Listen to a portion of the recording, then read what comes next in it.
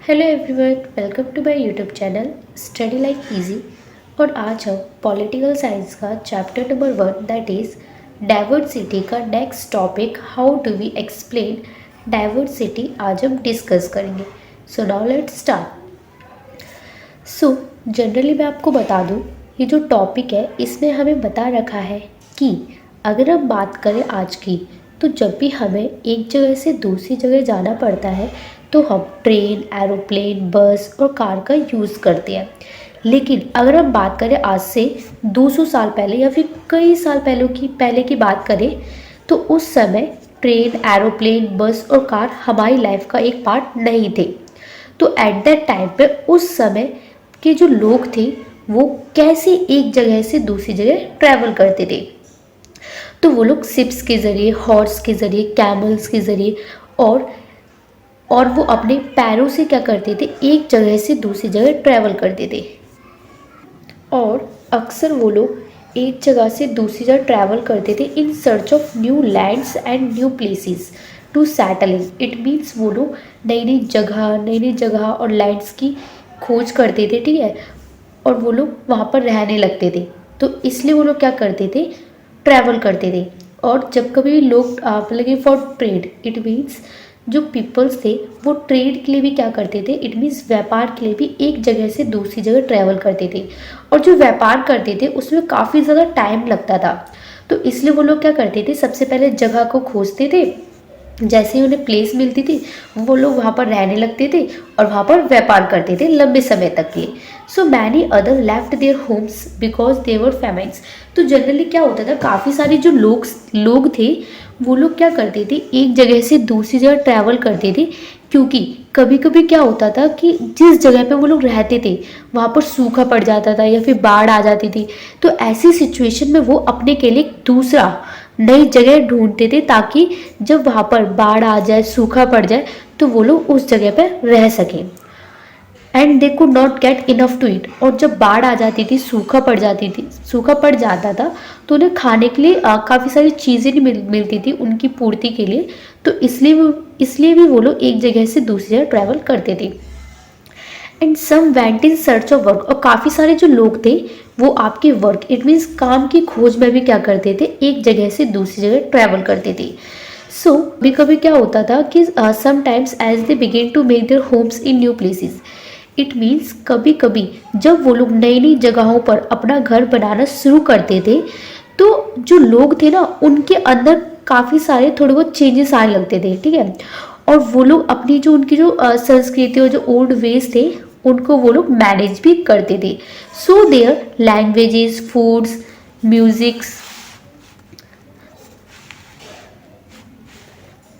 Music, religion became a mix of the old and the new, and out of this intermixing of culture came something new and different. और generally क्या होता था कि कहते काफ़ी सारी मतलब कि जो लैंग्वेजेस, फूड्स, म्यूज़िक, रिलीजन जब मिक्स हो जाती थी, ओल्ड और न्यू जब मिक्स हो जाती थी, तो उसके बाद वो लोग एक इंटरमिक्सिंग कल्चर को फॉर्म करते थे जो कि काफ़ी ज़्यादा न्यू और डिफरेंट होती थी। फॉर एग्ज़ाम्पल, सपोज दैट ये है हमारी दिल्ली और ये है केरला।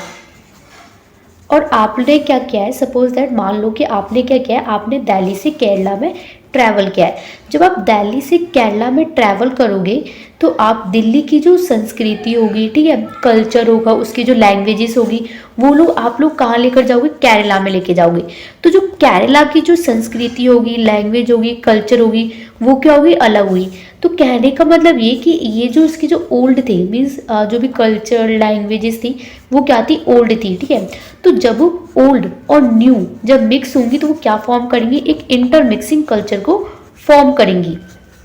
क्योंकि जब आप केरला में आए तो आपने न्यू न्यू कल्चर्स दिए, आप देखे, मतलब कि आपके लिए जो वो कल्चर्स होंगे, वो जो लैंग्वेजेस होंगी, वो काफ़ी ज़्यादा क्या होंगी, न्यू होंगी। तो जब ओल्ड और न्यू मिक्स होंगे तो वो क्या फॉर्म करते हैं, इंटरमिक्सिंग कल्चर को फॉर्म करेंगे जो कि काफ़ी ज़्यादा डिफरेंट और काफ़ी ज़्यादा अच्छे होंगे। और यही क्या होती है, हमारी डाइवर्सिटी होती है। So the history of many places show us how many different culture influence have helped to shape life and culture there. So जो हिस्ट्री होती है अलग अलग जगहों की, वो हमें ये बताती है कि हमारा जो इंडिया है, हमारा जो ये भारत देश है, इसमें कितने डिफरेंट कल्चर है और इनका क्या मिक्सचर है, और ये हमारी जो सोसाइटी है, हमारी जो कंट्री है, उसको काफ़ी ज़्यादा डाइवर्स बनाती है बिकॉज ऑफ द यूनिक हिस्टोरीज। किसके कारण? हिस्ट्रीज के कारण। क्योंकि हमने देखा है कि हर एक स्टेट्स में काफ़ी ज़्यादा अलग अलग क्या है उसकी अलग अलग क्या है हिस्टोरिकल है, अलग अलग जियोग्राफिकल फैक्टर्स भी है। तो ये लोग जब मिक्स होती है तो ये एक मतलब कि काफ़ी ज़्यादा अलग है, मतलब डिफरेंट कल्चर है हर एक स्टेट में, उसकी लैंग्वेजेस अलग है। तो ये हमारी जो सोसाइटी है, हमारा जो भारत देश है, ये क्या करता है, काफ़ी ज़्यादा डाइवर्स बनाता है। So similarly diversity also comes about when people adapt their lives to live. So generally जो डाइवर्सिटी है वो आपकी कहाँ से भी आती है? वहाँ से भी आती है जब इंसान एक जगह से दूसरी जगह ट्रैवल करता है। जैसे कि मैंने आपको दो वे बताया जिससे ही क्या होती है, डाइवर्सिटी आती है। First one is that history, मतलब जो इसका जो हिस्टोरिकल फैक्टर होता है उसके ज़रिए भी क्या आती है, हमारी डाइवर्सिटी आती है। और एक जियोग्राफिकल फैक्टर होता है जिसके कारण क्या आती है, हमारी डाइवर्सिटी आती है। तो जनरली बता रखा है कि जब हम एक जगह से दूसरी जगह जाते हैं तो तब भी क्या आती है, डाइवर्सिटी फॉर्म होती है। तो इसको हम दो एग्जाम्पल के थ्रू समझेंगे, that is Kerala and Ladakh. For example, living near the sea is quite different from living in a mountainous area। जैसे कि इसमें एग्जाम्पल दे रखा है कि जब हम मतलब समुद्र के किनारे रहने वाले लोगों का जो लाइफ स्टाइल होगा वो काफ़ी ज़्यादा डिफरेंट होगा। किसके मुकाबले? माउंटेन में रहने वाले लोगों के मुकाबले। So not only do people have different clothing style. So मैं आपको बता दूँ, जनरली इसमें बता रखा है कि जैसे कि इसमें आपको एग्जाम्पल दे रखा है कि near the sea, I mean it means नदी के किनारे, समुद्र के किनारे रहने वाले लोगों का जो लाइफ स्टाइल होगा वो काफ़ी ज़्यादा अलग होगा। किसके मुकाबले? Mountains, it means hilly area पे जो रहने वाले लोग हैं ना उनके लिए। जैसे कि उनका जो क्लॉथिंग स्टाइल होगा, ईटिंग हैबिट होगी, ना सिर्फ वो अलग होगी बल्कि उनका जो वर्क होगा वो भी क्या होगा, काफ़ी ज़्यादा अलग होगा, है ना। And let us try to understand what do you mean we say that historical and geographical factor influence the diversity. अब हम क्या करेंगे, अब हम इनका मतलब जनरली समझेंगे दो एग्जाम्पल के through, that is Ladakh and Kerala. और उसमें हम जियोग्राफिकल और हिस्टोरिकल फैक्टर भी देखेंगे कि कैसे जो हिस्टोरिकल और जो जियोग्राफिकल फैक्टर्स होते हैं वो एक महत्वपूर्ण हिस्सा होते हैं, ठीक है, डाइवर्सिटी के लिए। सो now let's start. Ladakh is a desert in the mountains in the east of Jammu and Kashmir. Very little agriculture is possible here. So generally मैं आपको बता दूँ, फॉर एग्जांपल जैसे कि ये क्या है ये हमारा जम्मू कश्मीर, ठीक है। तो जम्मू कश्मीर में हमें अगर हम स्पेसिफिक जम्मू कश्मीर के मतलब कि सिर्फ देखें मैप, तो ये हमारा नॉर्थ, ये साउथ, ये ईस्ट और ये वेस्ट। तो इसमें बोला है कि जम्मू कश्मीर के ईस्टर्न साइड में क्या है, लद्दाख जो कि प्रेजेंट है। तो ये हमने सपोज मान लिया ये क्या हमारा ईस्टर्न पार्ट है, ठीक है। तो यहाँ पर हमारा क्या है, लद्दाख है। क्या है? लद्दाख। तो जो ये लद्दाख है ना वो आपका यहाँ पर लद्दाख एक डेजर्ट है। क्या है? एक डेजर्ट है, ठीक है। तो मैंने आपको बता दिया ड्रॉ करके। तो ये लद्दाख है उसमें काफ़ी कम जो एग्रीकल्चर है वो पॉसिबल है। अब आप बोल रहे हो बहुत कम एग्रीकल्चर की पॉसिबल है, वो इसलिए क्योंकि लद्दाख में जो रेन होती है वो काफ़ी कम होती है, ना के समान होती है, ठीक है। और वहाँ पर वो माउंटेनिंग एरिया है, ठीक है, माउंटेन एरिया। तो इसलिए वो हमेशा किससे कवर्ड होता है? स्नो। इट मीन्स वहाँ पर बर्फ ही बर्फ रहती है पूरी साल। And there are few trees that can grow in this region. और जनरली ये जो लद्दाख है इसमें काफ़ी कम जो ट्रीज हैं वही क्या है, ग्रो होते हैं। और यहाँ पर जो लोग हैं वो क्या करते हैं, पानी पीने के लिए, फॉर ड्रिंकिंग वाटर, जो जनरली जो लोग होते हैं वो क्या होते हैं, वो डिपेंड होते हैं। अब आप बोल रहे हो किस पे डिपेंड होते हैं? वो लोग डिपेंड होते हैं melting of snow. It means कब स्नो मेल्ट होगी और कब वो लोग पानी को पियेंगे, तो इस पे वो लोग क्या होते हैं, डिपेंड होते हैं। सो जनरली लद्दाख में रहने वाली लोगों के पास आप क्या देखोगे, सिप एंड गॉड। तो वो लोग क्या रखते हैं, सिप और गॉड को रखते हैं। और वहाँ पर जो गॉड्स होते हैं ना, लद्दाख में जो गॉड्स होते हैं वो काफ़ी ज़्यादा स्पेशल और काफ़ी ज़्यादा इंपॉर्टेंट होते हैं, क्योंकि वो लोग क्या प्रोड्यूस करते हैं, पश्मीना वूल को प्रोड्यूस करते हैं। और ये जो वूल होती है ना, वो काफ़ी ज़्यादा इसका प्राइस होता है, काफ़ी ज़्यादा क्या होता है, प्राइस होता है। और जो वूल है, उस पश्मीना वूल से क्या बनता है, पश्मीना शॉल्स बनती है, जिसका जो कॉस्ट होता है वो काफ़ी ज़्यादा हाई होता है। तो जनरली क्या करते हैं कि जो लोग होते हैं, मतलब कि जो ट्रेडर्स होते हैं, वो क्या करते हैं, लद्दाख से केयरफुली क्या करेंगे, वूल को कलेक्ट करते हैं। पहले वो क्या करेंगे, वूल को कलेक्ट करेंगे किससे, गॉड से, फिर उसको लेकर जाएंगे कहाँ पर, कश्मीर में। जब वो लोग कश्मीर में लेके जाएंगे, फिर क्या करेंगे, कश्मीर में पश्मीना शॉल्स को मतलब कि बुना जाता है, ठीक है, पश्मीना शॉल्स को बनाया जाता है कहाँ पर, कश्मीर में। The people eat meat and milk product like चीज एंड बटर। और कहा जाए तो लद्दाख में जो लोग हैं वो आपके क्या खाते हैं, मीट और मिल्क से बने प्रोडक्ट को, जैसे कि आपके चीज हो गए, बटर्स हो गए, इनको खाते हैं।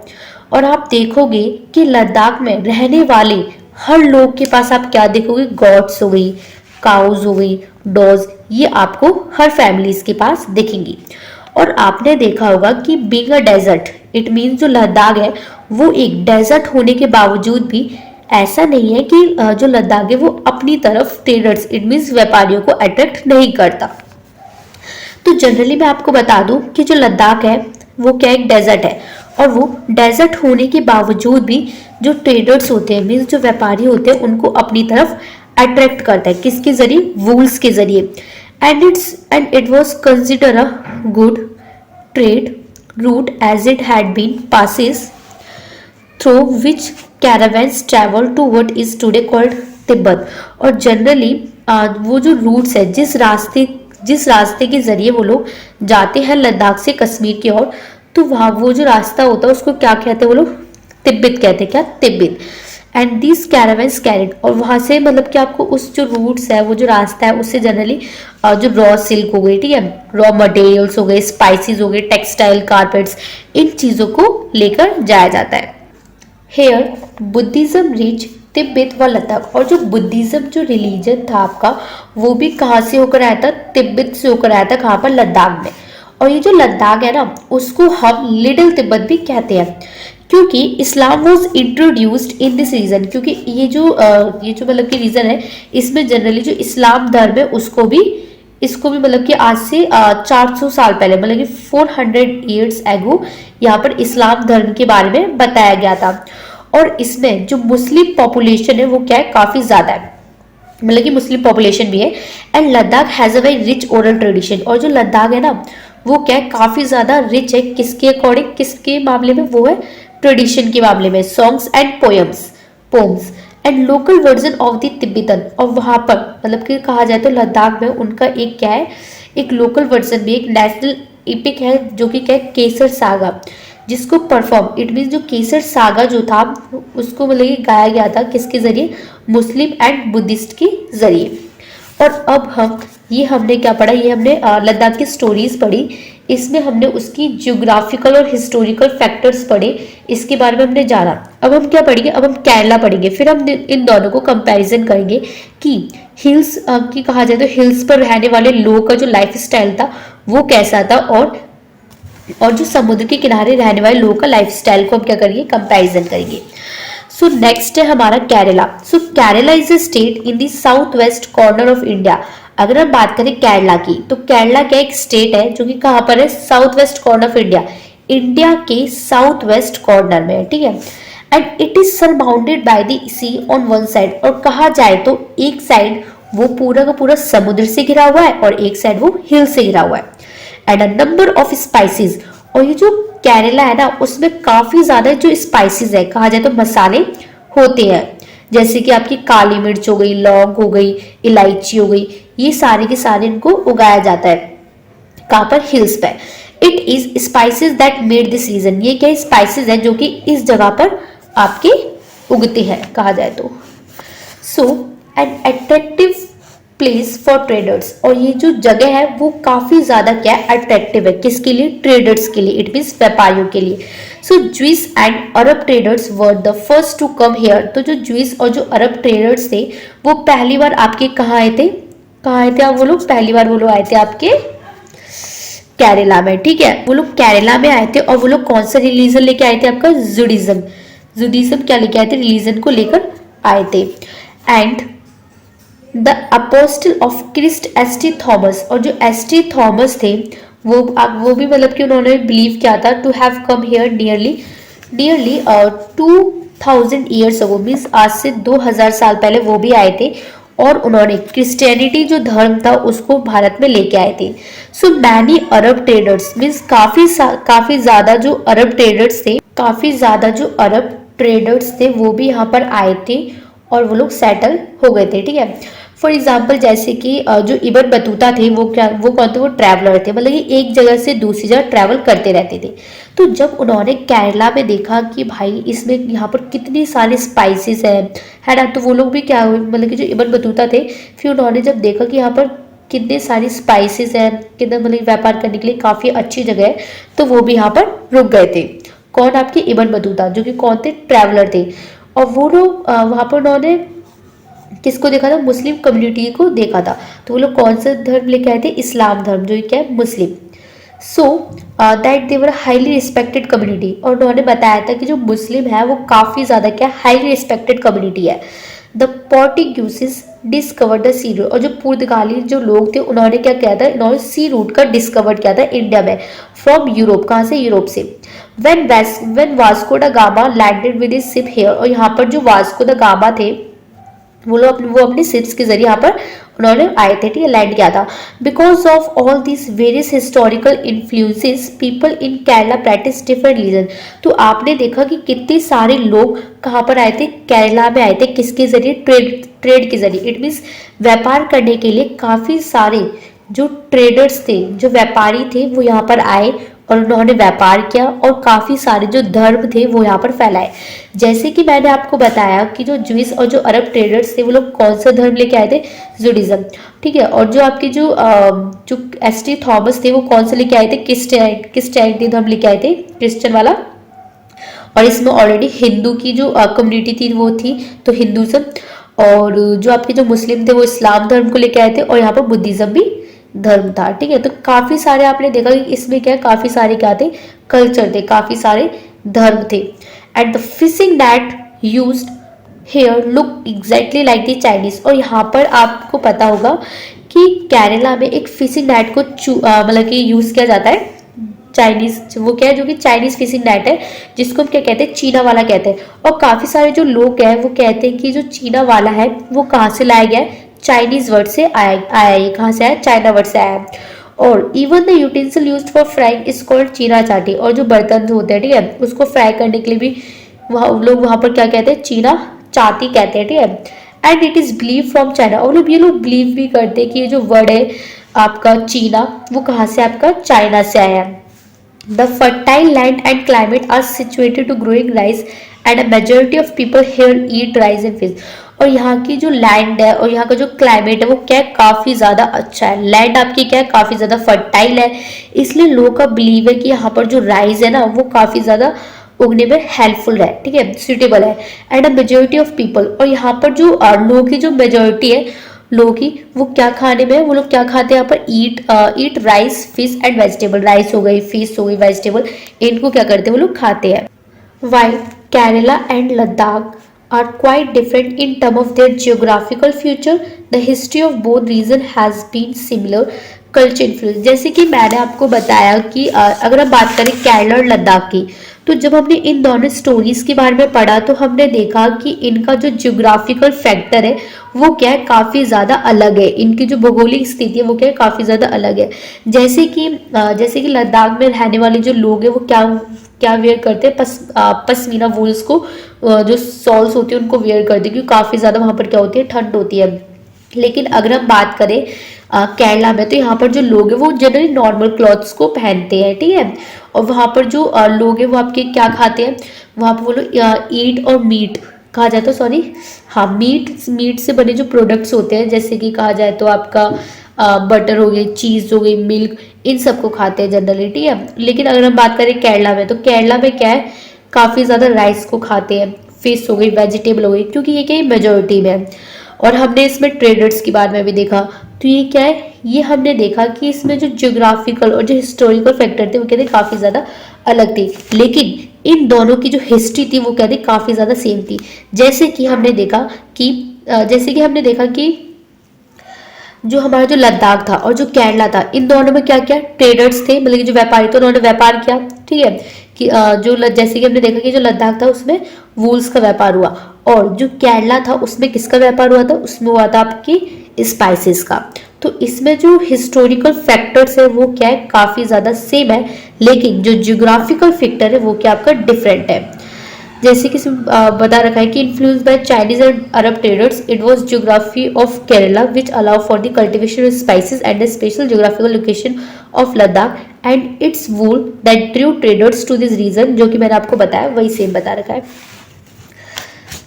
The influences of diverse culture is not merely a things of the past। जैसे कि हमने देखा कि कितने सारे डाइवर्स कल्चर थे, ठीक है, क्योंकि हमने देखा कि जो केरला था उसमें कितने सारे क्या थे, कल्चर्स थे, कितने सारे रिलीजन थे, कितने सारे धर्म थे, ठीक, कितना सारा वो क्या था, डाइवर्स था। It's not merely a things of the past, our present lives are all about moving from place to place for work। हमारा जो प्रेजेंट है वो वही रहता है जब हम एक जगह से दूसरी जगह ट्रैवल करते हैं for works, and with each move our culture tradition. जब भी हम एक जगह से दूसरे मूव करते हैं तो हमारा जो कल्चर होता है, हमारा जो ट्रेडिशन होता है, हमारा जो रिलीजन होता है, वो भी क्या करता है, मूव करता है। And similarly, in our own neighborhood, we live close to people from several communities. Our daily lives are about the way in which we do things together and hear stories about each other lives custom and tradition। वही जो मैंने आपको अभी बताया कि जैसे similarly जैसे हमने नेबरहुड्स में देखा है कि जब हम उनके साथ रहते हैं तो उनका जो कल्चर होता है, उनकी जो डेली की जो एक्टिविटीज़ होती है ना, तो उससे भी हम क्या है, काफ़ी सारी चीज़ों को सीखते भी, उनका ट्रेडिशन को सीखते हैं। सो अब हमारा नेक्स्ट टॉपिक है unity in diversity, it means विविधता में एकता। So India diversity has always been recognized as a source of its strength. तो जनरली बोल रखा है कि भारत की जो विविधता है ना, वो भारत के लोगों के लिए क्या है, एक स्ट्रेंथ है, उसको एक स्ट्रेंथ के रूप में रिकॉग्नाइज किया गया है। लेकिन जब ब्रिटिश सरकार ने हमारे ऊपर, मींस हमारी इंडिया के ऊपर रूल किया था, तो उस समय जो काफी सारे जो वुमेन्स थे और जो मैन्स थे वो अलग अलग कल्चर, अलग अलग रिलीजियस, उनका जो धर्म, जाति, संस्कृति वो काफी ज्यादा अलग थी, ठीक है। लेकिन जब ब्रिटिश सरकार ने हमारी इंडिया पर रूल किया तो काफी सारे जो मैन्स और जो वुमेन्स थी ना, जो अलग अलग कल्चर, संस्कृति जो अलग थी उनकी, वो सारे के सारे एक साथ आए, मतलब कि आए और उन्होंने ब्रिटिश के खिलाफ अपोज किया, उसके खिलाफ कई सारे आंदोलन करे, कई सारे मूवमेंट्स को चलाए थे। Indian freedom movement had thousand of people of different background. It means जो इंडिया का जो फ्रीडम मूवमेंट चला था वो आपके काफी सारे अलग अलग बैकग्राउंड से मूव करता है। So they work together to decide. तो काफी सारे जो इंडिया के जो लोग थे उन्होंने डिसाइड किया कि अब हम क्या करेंगे, अब हम एक साथ आएंगे और काम करेंगे, और जो ब्रिटिश सरकार है उसके खिलाफ हम क्या करेंगे, आवाज उठाएंगे। इसके लिए काफी सारी जो वुमेन्स थी वो आपकी कहा गई थी जेल में गई थी, and they found different way to oppose the British. और उन्होंने काफी सारी मींस काफी जो अलग अलग वेज थे उनको निकाला और उसके खिलाफ, और ब्रिटिश जो सरकार थी उसके खिलाफ उन्होंने क्या करा, अपोज किया। So interestingly, the British thought they could divide India because of their diversity and differences. So generally जो ब्रिटिश सरकार थी उसने सोचा था कि हमारी जो मतलब कि जो इंडिया है वो क्या काफी ज्यादा डाइवर्स है, काफी ज्यादा इसमें डिफरेंसेस है, तो हम जनरली जो इंडिया है उसको तोड़ सकते हैं, ठीक है, डिवाइड कर सकते हैं। लेकिन ऐसा नहीं हुआ था, क्योंकि हमारी जो डाइवर्सिटी है वही क्या हमारी इंडिया के लोगों के लिए स्ट्रेंथ है, and they continue to rule them, और वो कंटिन्यूस रूल करते रहेंगे। बट द पीपल्स, लेकिन हमारी जो इंडिया के जो लोग थे ना, उन्होंने दिखा दिया कि हम कितनी भी अलग क्यों ना हो, लेकिन जब हमारी इंडिया की बात आएगी तो हम सबके सब एक साथ होंगे। और जैसे कि हमने देखा ब्रिटिश में, जब ब्रिटिश ने रूल किया तो हमारी जो इंडिया के जितने भी लोग थे जो कि काफी ज्यादा अलग अलग रिलीजन से, बैकग्राउंड से बिलोंग करते थे, तो वो लोग एक साथ आए और उन्होंने ब्रिटिश सरकार के खिलाफ आवाज उठाई। जब जलियांवाला बाग हत्याकांड हुआ था उसके बाद ये जो सॉन्ग है उसको गाया गया था, तो आपने इसको पढ़ लेना। फिर इसके बाद बता रखा है कि this song was sung after the Jallianwala Bagh. तो बता रखा है कि ये जो सॉन्ग था वो आपका कब गाया गया था, जब जलियांवाला बाग हत्याकांड हुआ था। तो मैं आपको ऐसी बता देती हूँ कि जलियांवाला बाग क्या था। जलियांवाला बाग जो हत्याकांड था वो था क्या, तो जनरली क्या हुआ था कि ये जो जलियांवाला बाग हत्याकांड था वो आपका 13 अप्रैल 1919 को हुआ था।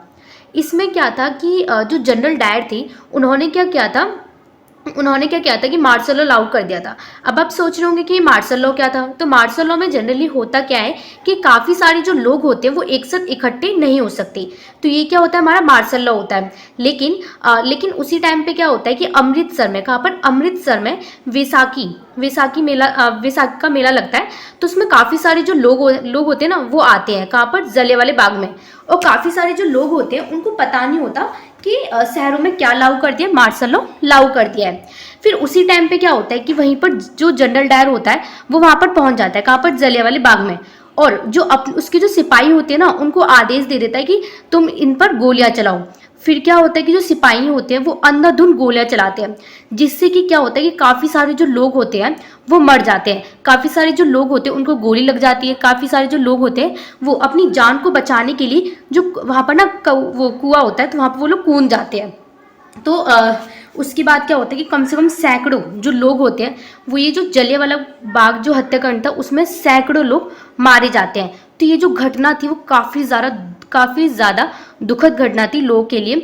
तो यही था आपका जलियांवाला बाग हत्याकांड। तो इसी के लिए उनके लोगों के अंदर, लोगों के मतलब कि लोगों के लिए ये जो पीसफुल, ये जो शांति का जो गीत था वो गाया गया था आपका, जो कि आपकी बुक में यहाँ पर दे रखा है। उसके बाद क्या होता है कि जैसे कि इसमें बता भी रखा है कि this song was sung after the Jallianwala Bagh मैसेक्रे in Amritsar in which a British general open fire on a large groups of unarmed peaceful people, killing many and wounding even more. Men and women, Hindus, Sikh and Muslim, rich and poor had gathered to protest against the British. और इसमें क्या होता है कि काफ़ी सारे जो लोग होते हैं ना वो सरकार के द्वारा जो मार्शल लॉ लागू किया गया था उसका अपोज करने के लिए भी काफ़ी सारे जो लोग थे वो इकट्ठे हुए थे, जैसे कि मैन, वुमेन, हिंदू, सिख, मुस्लिम, ये सारे रिलीजन के जो लोग थे वो इकट्ठे हुए थे। And this song was composed and sung to honour the memory of those brave people. और ये जो सॉन्ग दे रखा है वो आपका तब गाया गया था जब आपका जलियांवाला बाग हुआ था। उसके बाद लोग के अंदर ये जो भावना है, ये जो मतलब कि जो मेमोरी है उसको याद करने के लिए और लोग के अंदर हिम्मत को पैदा करने के लिए ये जो सॉन्ग था वो जनरली गाया गया था। अब आप इसमें देख सकते हो ये जो सिंबल दे रखा है हमारा तिरंगा, songs and symbol that emerge during the freedom struggle. तो जनरली इसमें बता रखा है कि जब स्वतंत्रता संग्राम, it means freedom, it means आज़ादी के टाइम में जो सॉन्ग्स और जो सिंबल्स थे उन्होंने एक इम्पॉर्टेंट रोल प्ले किया था। तो जो सॉन्ग्स और सिंबल्स थे उसके ज़रिए क्या होता है कि लोग के अंदर राष्ट्र की जो भावना है वो आती है, ठीक है। And a constant reminder of country rich tradition of respect for diversity. और इसने सॉन्ग्स और सिंबल्स जो थे उन्होंने जनरली जो डाइवर्सिटी, इट मीन्स जो विभिन्नता है उसको क्या किया था, बहुत ज़्यादा उनको रिस्पेक्ट दी थी। तो क्या आपको स्टोरी पता है इंडियन फ्लैग की? So it was used as a symbol of protest against the British by people everywhere. It means हर जगह जो इंडियन फ्लैग था, जो कि क्या था, एक सिंबल था जिसको यूज़ किया गया था किसके लिए, ब्रिटिश सरकार के लिए, उसकी निंदा करने के लिए जो हर जगह पर ये जो फ्लैग था इंडियन फ्लैग उसको यूज़ किया गया था। So now in his book the discovery of India Jawaharlal Nehru से, तो जो जवाहरलाल नेहरू थे उन्होंने अपनी बुक डिस्कवरी ऑफ इंडिया में कहा था कि जो इंडियन यूनिटी है, इट मीन्स भारत की जो एकता है वो कोई चीज़ नहीं है जो कि बाहर से थोपी गई हो, बल्कि ये जो इंडिया की जो एकता है वो लोग के अंदर से आती है। और इसमें बर्दाश्त की भावना, ठीक है, और काफ़ी मतलब कि विश्वास की क्या है एक चीज़ है। और जो नेहरू थे उन्होंने अपनी नॉलेज के अकॉर्डिंग उन्होंने एक फ्रेज भी दिया था, that is unity in diversity. It means विभिन्नताओं में एकता। ये अपनी कंट्री के लिए उन्होंने एक फ्रेज दिया था। और उन्होंने किसने, जवाहरलाल नेहरू ने डाइवर्सिटी को काफ़ी ज़्यादा मान्यता दी थी। किसमें, अपनी बुक डिस्कवरी ऑफ इंडिया में। सो यहीं पर ही हमारा जो टॉपिक है, discovery of India, it means जो जवाहरलाल नेहरू थे उन्होंने अपनी बुक डिस्कवरी ऑफ इंडिया में कहा था कि भारत की जो एकता है ना वो कोई चीज़ नहीं है जो बाहर से थोपी गई हो, बल्कि ये लोगों के अंदर से जो राष्ट्र की जो भावना है और ये जो एकता की जो भावना है वो आती है, जिसके अंदर अलग अलग तरह की क्या है, विश्वास है, और जिसको स्वीकार करने की लोग के अंदर क्या है, भावना है। और इसमें जो जवाहरलाल नेहरू थे उन्होंने अपनी बुक डिस्कवरी